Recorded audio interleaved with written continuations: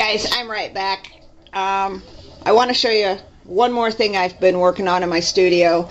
Like I said, I've been working on organizing and those sorts of things. I haven't been doing much actual scrapbooking. But I saw on YouTube some gals that were taking the flat rate mailing boxes from the post office and turning them into paper storage.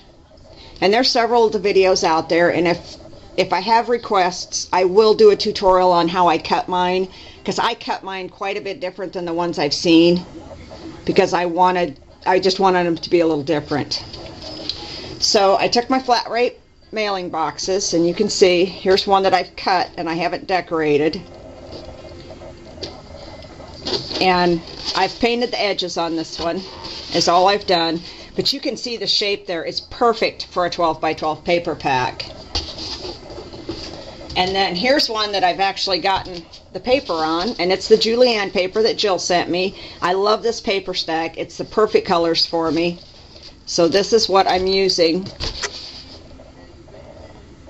to redo my studio with. And the inside I just put craft cardstock. But I want to show you guys this, because this is just too cool. When you take your, let me back this up so I can get the whole thing in there as much as I can.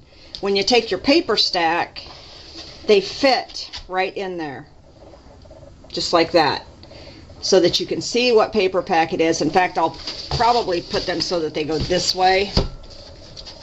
And then you can see, I can see the name of my paper stacks. And then for my scraps, because you guys know I like to keep my scraps with my paper packs, what I do is I get these Ziploc bags. And this is 13 by 15 and 5/8. So they're a little long, but I don't mind.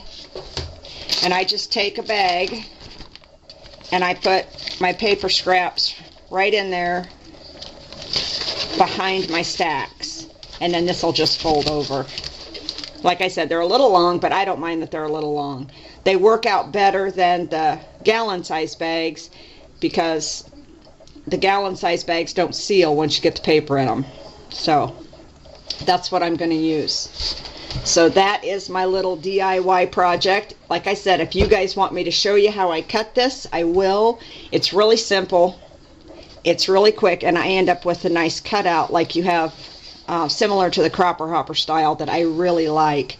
But you guys, cropper hoppers have gone up another $5 for the value packs, and I'm sorry, but even with a coupon, I'm just not willing to spend that much for paper storage.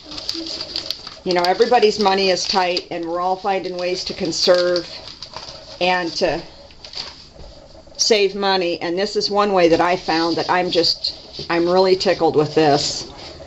And like I said, there's several videos out here on YouTube that'll show you how to make these if you're interested in doing your own. If you want to know specifically how I cut mine, just let me know. I'd be happy to do a video. I've got 3 of these cut. I need 3 more. So I will be making some more. So if you want to see me make one, just holler. More than happy to help you guys out. Okay guys, that is it for me for today. Thanks for stopping by. You guys know I appreciate all of my subscribers and my viewers. And I will be back in the studio more, organizing and cleaning and refurbishing things. I've got some video coming up of what I took out and what I'm adding in as far as storage goes.